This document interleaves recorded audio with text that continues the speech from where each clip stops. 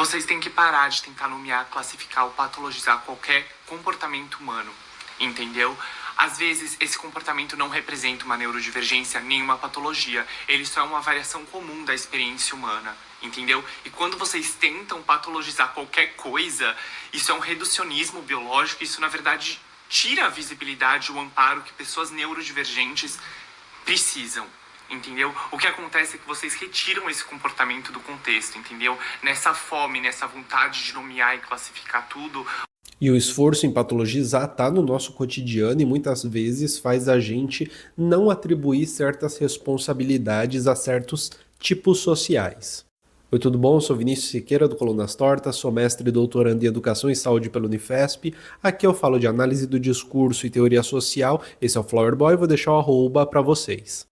Eu acho que tem dois aspectos da patologização do nosso cotidiano. O primeiro deles tem uma relação direta com o fato de que o nosso corpo, saber sobre o nosso corpo, já não depende da gente há muito tempo. Há muito tempo o conhecimento universalizado da medicina é o grande saber que faz com que alguém consiga saber algo sobre seu corpo. Como a gente não sabe nada do nosso corpo, nada mais natural do que estabelecer relações de julgamento do comportamento dos outros com base em patologia. Porque tem um segundo ponto aqui que eu acho também muito interessante, né? Quando se torna uma patologia, já não é mais um julgamento nosso. E julgar os outros é muito feio, né? Coisa arrogante. Quando é uma patologia, é um diagnóstico. Se é um diagnóstico, é uma descoberta. Se é uma descoberta, não é um julgamento.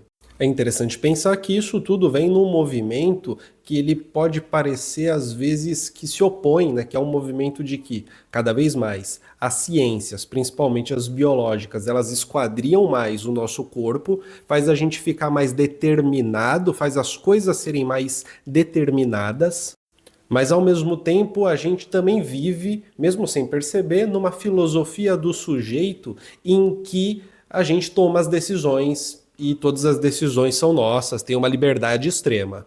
Mas o terceiro ponto, e o que eu acho que é mais interessante, é a maneira como isso se situa pensando no discurso da loucura, né? Como que apontar o dedo para o outro, saber que ele é louco logo de cara, só de ver um comportamento, por exemplo, como isso é uma das maneiras de se apontar a loucura e se dizer um não louco mais antigas que tem.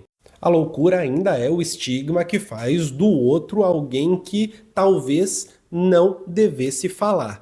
A voz do louco não é uma voz escutada porque, por princípio, a voz do louco não é uma voz que está na racionalidade que nós estamos. E, ao mesmo tempo, o louco é aquele que não demandaria supostamente um esforço para ser entendido.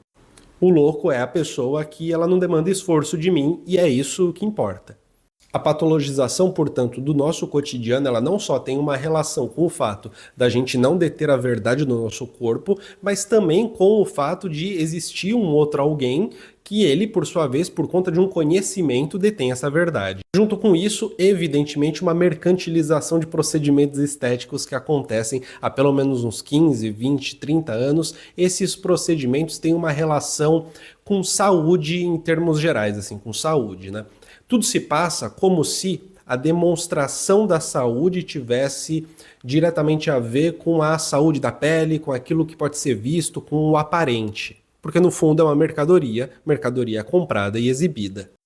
Isso é uma junção direta dos dois tipos de sujeito que eu havia dito, né? Tanto aquele que é determinado como aquele que está decidindo as coisas. Lidando com produtos preparados para o nosso corpo, por alguém que sabe mais do que a gente, mas no fundo a gente que está decidindo qual vai ser a mercadoria que a gente vai comprar e tomar para lidar com questões biológicas, esse é o paradigma máximo dessas duas subjetividades. Uma completamente determinada e uma que é determinante, uma que é a que escolhe. E a patologização, portanto, tende a encolher a quantidade de escolhas do alvo, né, do patológico.